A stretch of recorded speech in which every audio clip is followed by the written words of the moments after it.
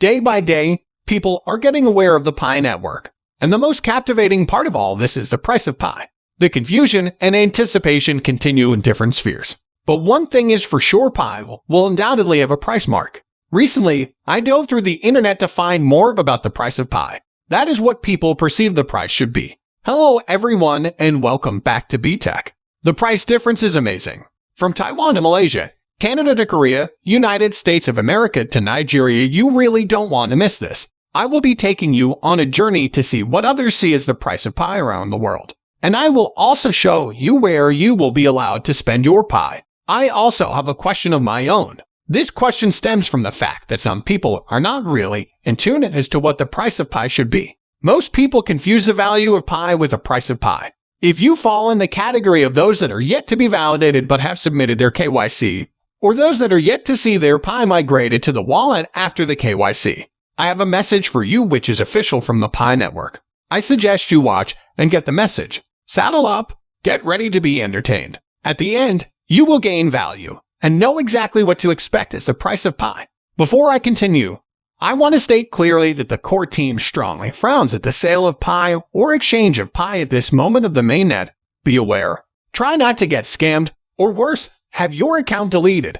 For the same reason, the transaction period for Pi is officially not allowed, even for those that have completed their KYC and have their Pi migrated to the wallet. Many people are promising to exchange or transfer Pi to others for goods or direct purchase, also known as peer-to-peer. The fact is that once the apps and marketplaces that were designed for this are made available, only then can you engage in any transaction. So please be patient. The only way to authenticate the marketplaces or apps is through the Pi network browser. For clarity, this means that apps and marketplaces that have been authorized by the Pi network and also have direct connectivity with the Pi blockchain can only be accessed through the Pi network browser. This is so because the browser will allow the app to connect seamlessly with your wallet so that payment of items or transactions will be seamless as well. The way this will work is this: once you find an item or service that you are interested in, click on the checkout and hit pay. With Pi, the app automatically synchronizes with your wallet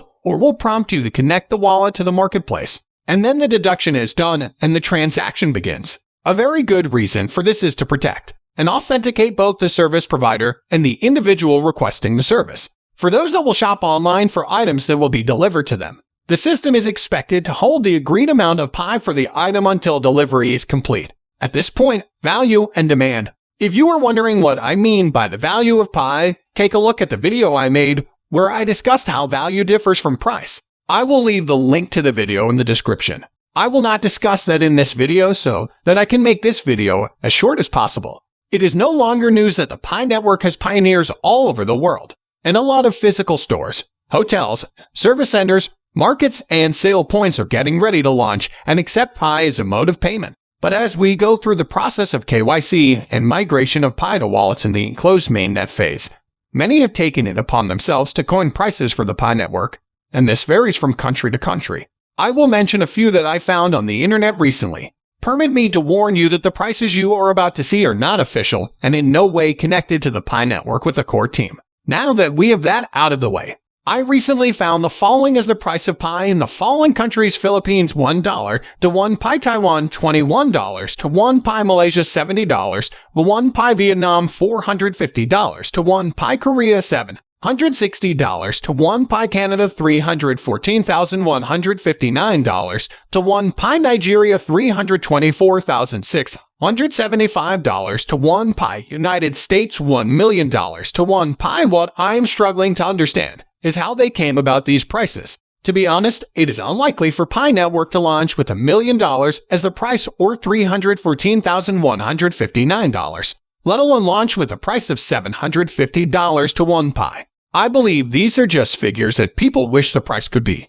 But with all things, reality plays an important role alongside facts and theoretical analysis. I made a video recently where I share some facts and theoretical conclusions as to what the price might be. Please take a look at it. If you have not seen it, I will leave a link to the video in the description as well. I always advise that you be informed and not get scammed. As much as we want the price to be something that will rock the world and indeed the universe, let us do it within the confirmed reasoning. And please, there's no consensus yet on the price of Pi. I would rather advocate for a price than make a spectacle of the whole project. I started the campaign of $314 to 1 Pi, and I even promoted the hashtag 314 to support the price. But I did this with a well-calculated fact, and I made a video to show how I arrived at this. Fellow pioneers, let's follow facts rather than dreams so that we don't get disappointed if the price launch is below $1.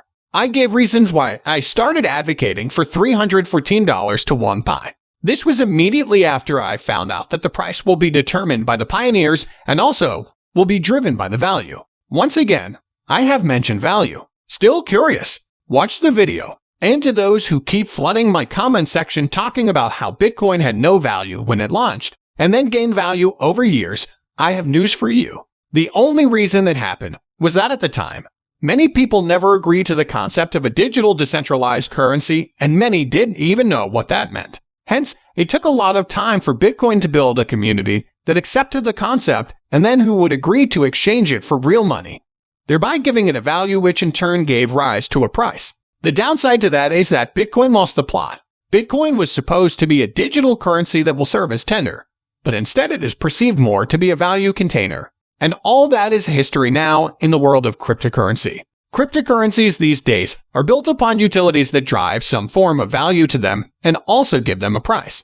I know you are thinking about Dogecoin.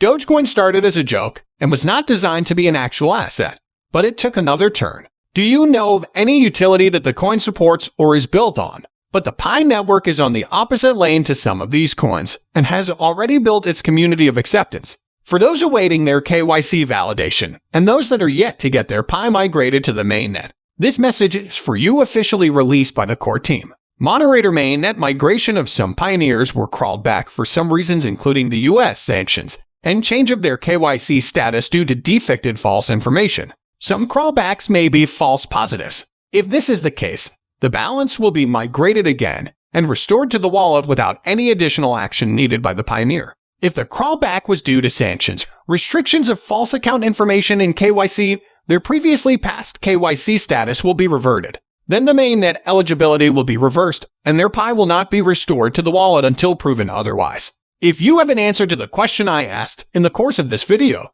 please feel free to enlighten us by dropping the logical answer in the comment section of this video. Be aware, be wise, and stay tuned for more on the price of Pi as events unfold. To do this, you need to subscribe and hit the notification bell for more videos. Keep mining.